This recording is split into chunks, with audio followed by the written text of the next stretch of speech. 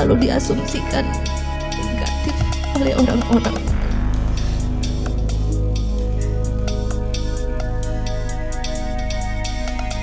Saya hanya sedih kenapa orang-orang tidak bisa memahami, tidak ada di pihak saya sebagai saya. Ya, Bu Monika, tapi kan dalam persidangan kali ini hakim juga beberapa kali menemukan ada ketidakkonsistenan dari pernyataan ataupun keterangan Putri. Apakah empati yang Anda sebut tadi ini bisa terbentuk namun tidak mempengaruhi penilaian hakim? Benar sekali bahwa empati ditujukan untuk mendapatkan perhatian dan ternyata hakim juga tidak tertrigger dengan upaya untuk berempati. Memang berempati hakimnya, tetapi untuk menanyakan apakah Anda masih bisa melanjutkan persidangan ini dan sebagainya, ya. Karena apa? Hakim juga akhirnya mengubah verbal style-nya ketika biasanya mengatakan saudari atau terdakwa kemudian menjadi kamu, ya. Kamu adalah hubungan yang ada ada gap antara penanya dan juga yang ditanya, gitu ya. Nah, kemudian juga kalau kita melihat ada ketidakkonsistenan, ya, ketika PC mengatakan bahwa masih trauma, bahkan meminta kepada publik dan khalayak untuk ikut merasakan apa yang sedang dirasakan.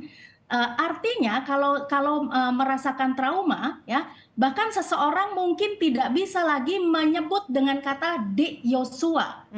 Dan ini yang selalu Putri juga masih menyampaikan Dek Yosua. Biasanya ketika seseorang berada dalam situasi yang masih emosional, maka panggilan kepada seseorang pasti akan berubah. Akan berubah. Orang tersebut sudah ya, entah hanya namanya atau bahasa kasar lain yang bisa muncul. Ya, dalam keterangannya Putri juga menyebut bahwa ia sempat bertemu dengan Yosua lagi untuk meminta dirinya keluar atau resign.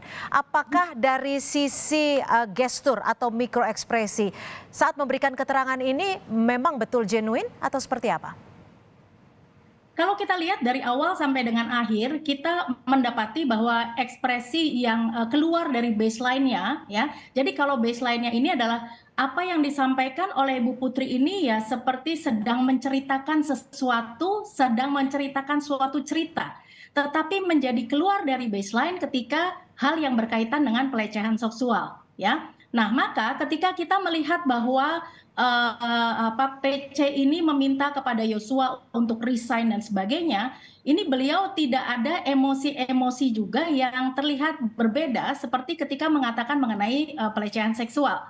Jadi seperti sesuatu yang membaca, sesuatu yang scripting seperti itu, jadi tidak terlihat keluar dari yang sebiasanya emosi atau ekspresi yang ditunjukkan. Nah, kalau ternyata emosi yang ditunjukkan ini berbeda, nah di situ kita bisa melihat bahwa ada apa ya dengan hal tersebut. Tetapi yang saya perhatikan ini semuanya masih sama aja. Iya, jadi Anda melihatnya ada urutan ataupun scripting yang memang ingin disampaikan oleh terdakwa Putri Chandrawati. Bu Monika, saat di persidangan Putri Chandrawati juga ditanya oleh hakim kenapa tidak visum. Putri menjelaskan malu, takut aib, dan takut tidak dicintai lagi oleh suaminya. Bagaimana Anda melihatnya? Ya, Putri PC ini sadar ya bahwa suami dan keluarga adalah merupakan value tertinggi dari kehidupannya.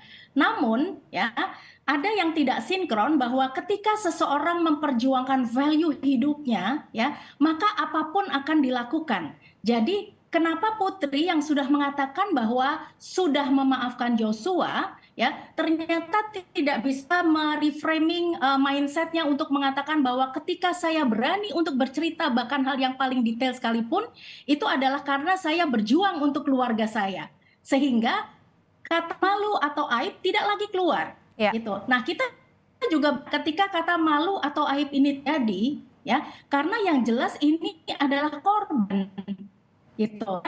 Malu terjadi ketika seseorang normal keadaannya karena kalau frameworknya adalah korban maka rasa malu atau aib yang selalu menjadi alasan itu juga sudah dikesampingkan.